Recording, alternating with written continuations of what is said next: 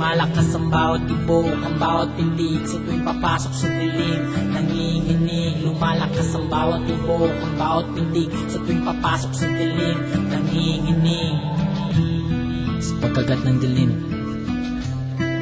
pagsapit ng gabi. Mga di mo inaasahay, nariyan lang sa tabi. Bawat pulong ng hangin na para bang kay lamig, pagdampi sa iyong balat, magsuntulot ay minig. Pilit mang pinipigil na madapuan ng sulyak, para kang kinakausap ang isip mong mailap. Lagi mong tinatanong saan mang dako'y malikot, ngunit sa iyong sarili ayaw malaman ang sagot. Sa bahay na bato may isang alin, nagro-rosaryo, mata niya'y nakapikit, napadilat at nagulat, umuulang espiritu. Haluayo po ako! Nagtatatakbo ang alin, Jesus Mariose, Santan Santo. Nanginginig ako, alulong ng aso, taong kabayo. Nanginginig ako, malako. Bawat tibok, ang bawat pintig sa tuwing papasok sa dilim. Nanginginig, lumalakas ang bawat tibok, ang bawat pintig sa tuwing papasok sa dilim. Nanginginig.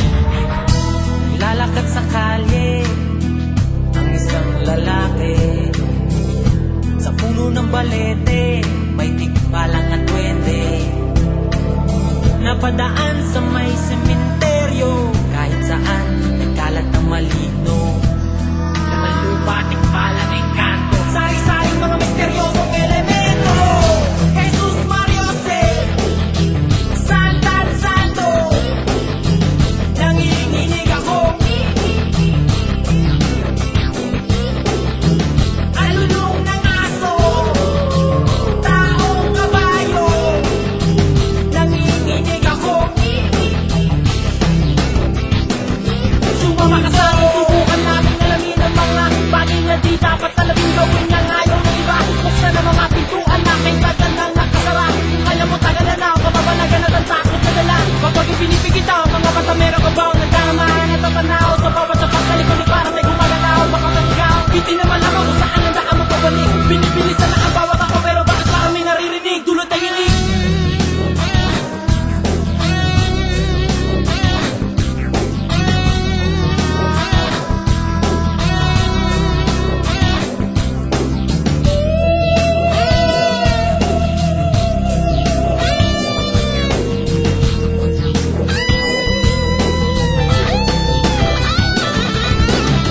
Ikaw ba ay naniniwala sa kababalaghan?